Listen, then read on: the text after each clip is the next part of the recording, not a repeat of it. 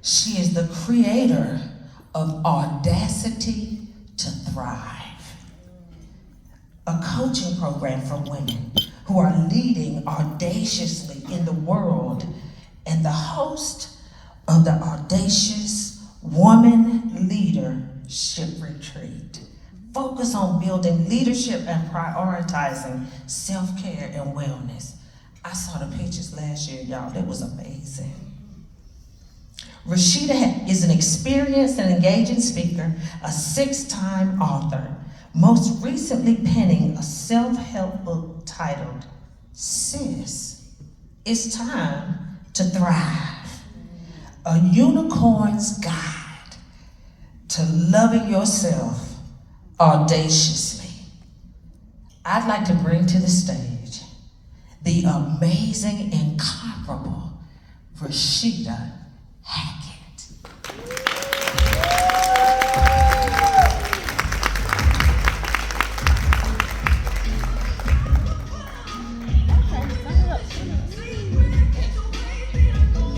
Oh, I love this. Unstoppable. All of you all are unstoppable, and that's why we come out to that song.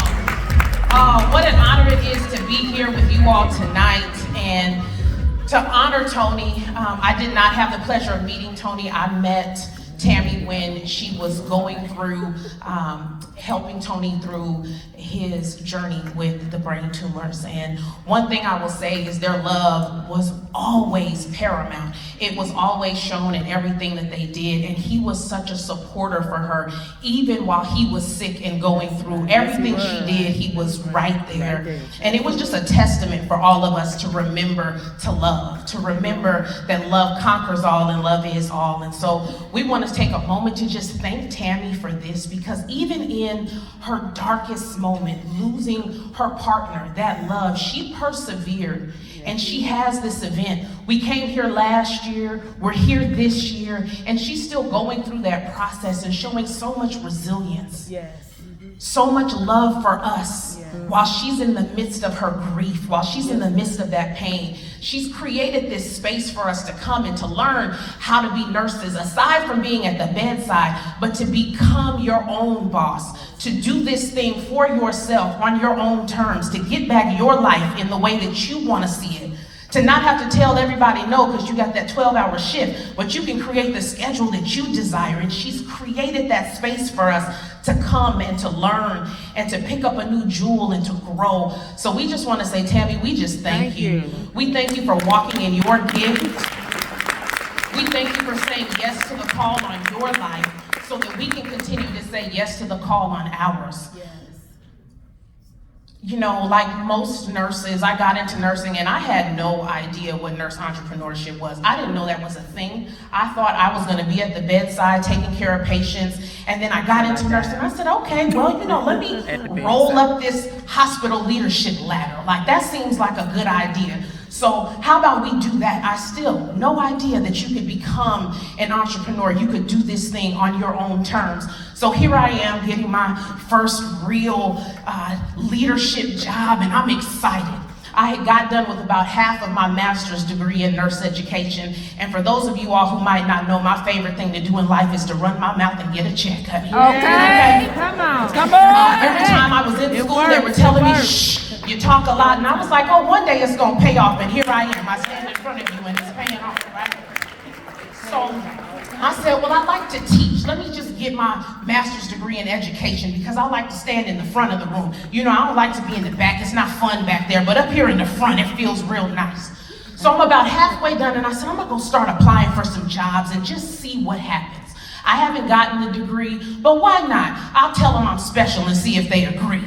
So I get this job and I'm excited. To say I was feeling myself was an understatement. I'm walking around the house peacocking and strutting. I'm like, I got this job.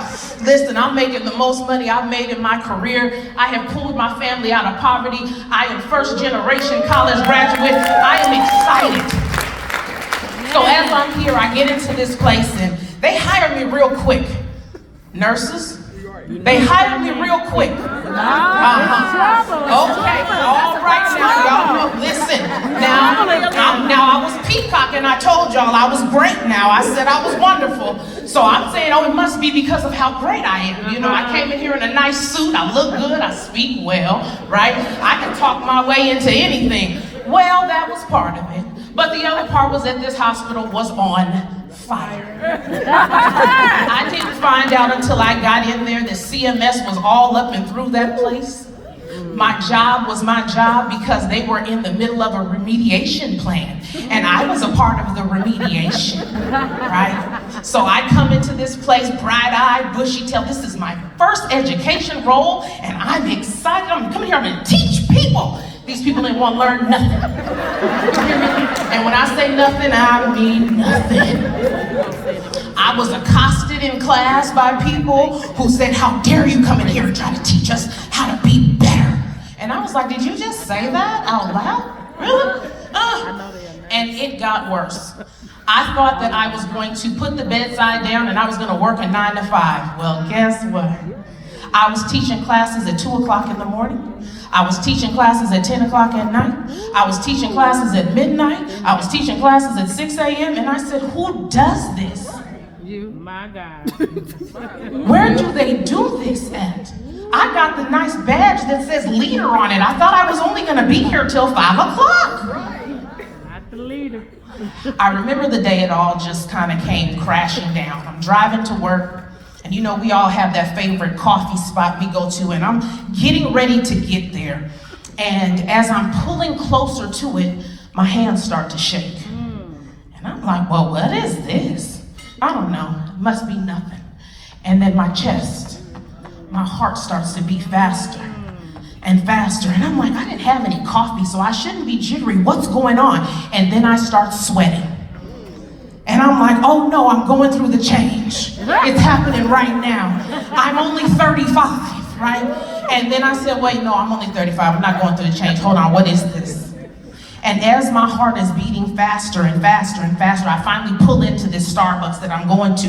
And I'm like, this is not right. Something is happening and I don't know what this is. And so the only thing I know how to do is pray and count. So I start praying, God, take this thing away. I don't know what this is. 10, 9, 8, Lord, come on now. This is not going away. Take it away. 7, 6. And as I get down closer to 1, I start to regulate my breathing. I start to come back down to 0. And I'm like, okay, I'm getting better. What is this? I don't know. And in true nurse fashion, y'all, what did I do? Gone to work. Gone, went into Starbucks, got my coffee, went on to work. Told no one, said nothing. I must be fine. It went away. I encourage you to never do that. Never. Your body keeps the score, and when it tells you something is wrong, I promise you something is wrong. So I go to work, do my work day. I don't get off like I'm supposed to because, hey, I'm working at the fire zone here. We don't know what's gonna happen. Get up the next day, do it all over again. I get to the same spot. What happens? Same thing. I'm shaking. My heart's beating fast and faster and faster. And now I know exactly what this is. I'm having a panic attack. I've never had a panic attack a day in my life. I pride myself on my strength, my ability to thrive in chaos. Things could be happening all around me and I'm steadfast, I'm steady. I stay the course, I get it done. Because if I don't, bad things happen. And I said, okay, this ain't it. Something's got to give. I can't keep doing this every day. Panic attack at the same spot. I get to the same spot in driving and I know it's coming. So my first idea is I gotta get out of this place. This place trying to kill me. Okay. Right? I need a new job like yesterday. So I start looking. And if you know as nurses, y'all know it don't take nothing but about 2 minutes to find another job. Everybody needs a new nurse. So as I'm looking for something else, I find a job. But it don't pay what I make. And I'm like, the devil is a lie. Like, I'm gonna take a pay cut? Me? Not the lady that was just peacocking around the house, that was walking around strutting everything I got. A pay cut? It was that, or it was my mental health. So I chose me. I took the pay cut, went to this place, and this is where I'm gonna tell y'all about the power of your yes. I said yes to myself in that moment. I put myself first. Yes, I was gonna have to have a little less Starbucks because I don't have the same coin I just had, okay? But it was yes to me. I knew that if I stayed, I wasn't going to make it. And so often, I'm gonna talk to the women real quick. So often as women, we put ourselves on the back burner, and so far on that back burner that everything else, I mean the dog comes before us. Everything else comes before us. And in that moment, I said, it's me. I'm choosing me. I chose myself. I went to this clinic. Didn't like that place either, because part of it was the way that I chose to work.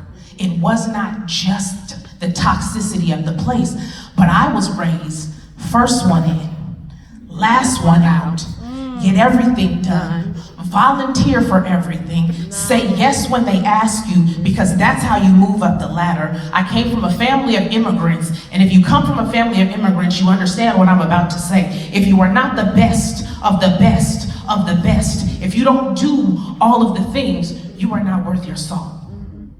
And then you couple that with being a woman working in America. My God. And you're required to do all the stuff.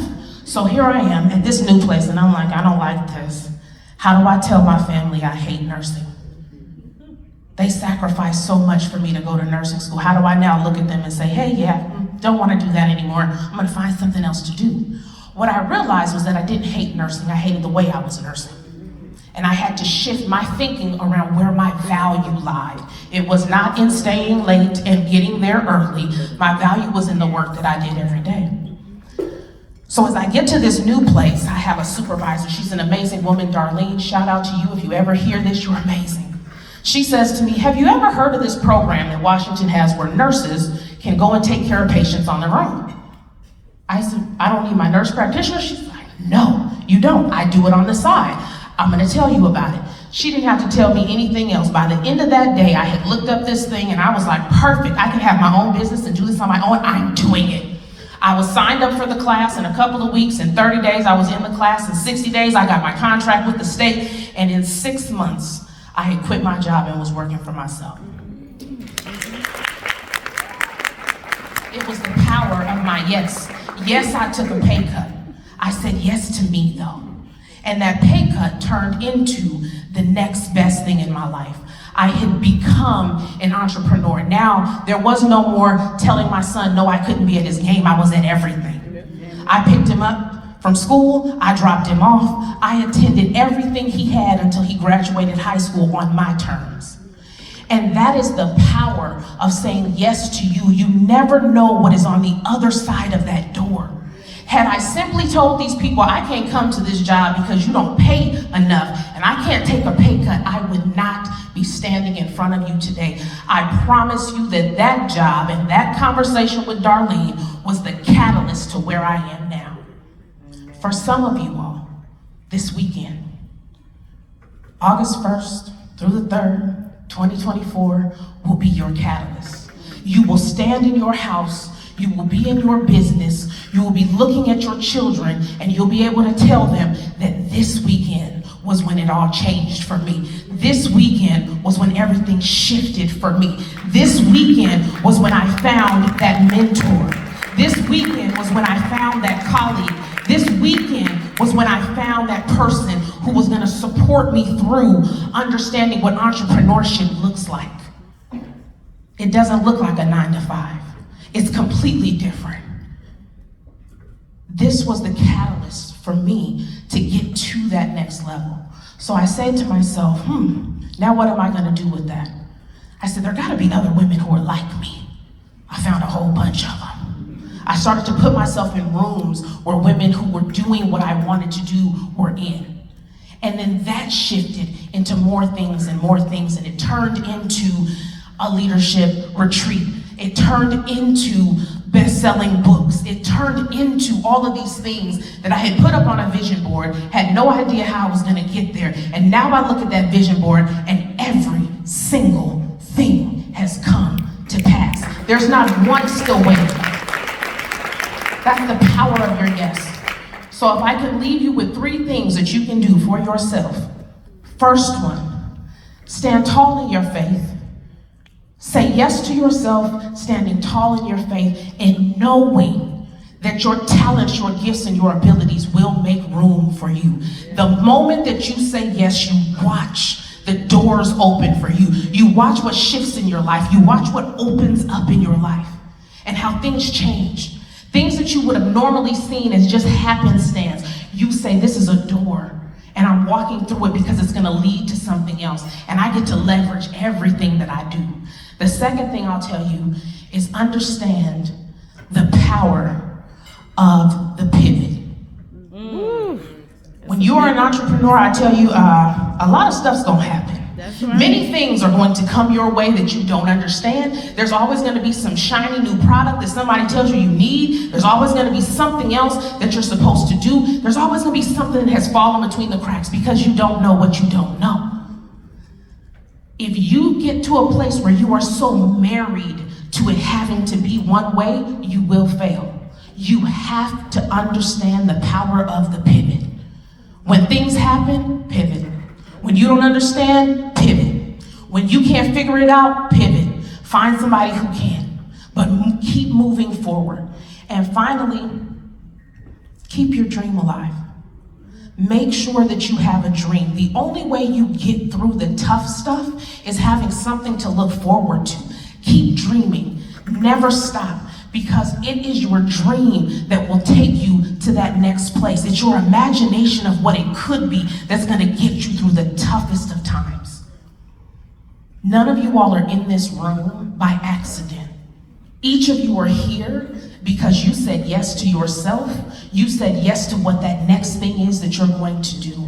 And I want you to know this: you have everything inside of you to be great, to do great things, and to make that dream come to fruition. You don't need something else. For the person in here who is contemplating whether or not you need another certificate, no, you don't. Get started. I know you're laughing because I was that person who was like, just one more certificate, I just need another degree. You know how many times I've contemplated getting my doctorate for what? Well, it would be nice for my husband to have to call me Dr. Rashida. That's really the only reason that I want to get it, is so that I can walk around the house peacocking again and he can call me Dr. Rashida. I feel like that would be kind of cool, right? But you don't need another degree. You don't need another certificate. You don't need to learn something else. You need to put into action what is deep down in your soul that you're supposed to be doing. That thing that's keeping you awake at night, that thing that you can't get rid of, that when you sit down is just burning and bubbling in there, that thing. Get started. Start moving. There are people in this room who can help you to get there. Make connections. Talk to people. Try to understand where they're at so you can understand where you're going. But you do have everything you need to be successful. So I say all that to say, we are excited that you all are here. There's some great awards that they're going to be giving out for some wonderful people in the room. It is about that time for them to come and do that. Miss Jocelyn, come on up. Thank you all for your time.